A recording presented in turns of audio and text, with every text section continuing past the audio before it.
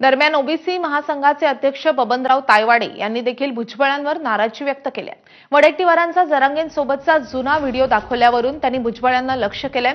एखाद्या नेत्याकडून झालेली चूक चव्हाट्यावर आणणं योग्य नसल्याचं तायवाडे म्हणाले। तर कोण बबनराव तायवाडे आपल्याला माहित नाही अशी प्रतिक्रिया छगन भुजबळांनी दिली आहे।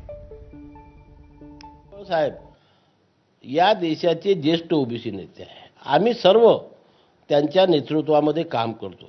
त्यांचं नेतृत्व पूर्ण महाराष्ट्राने देशाने ॲक्सेप्ट केलेलं आहे।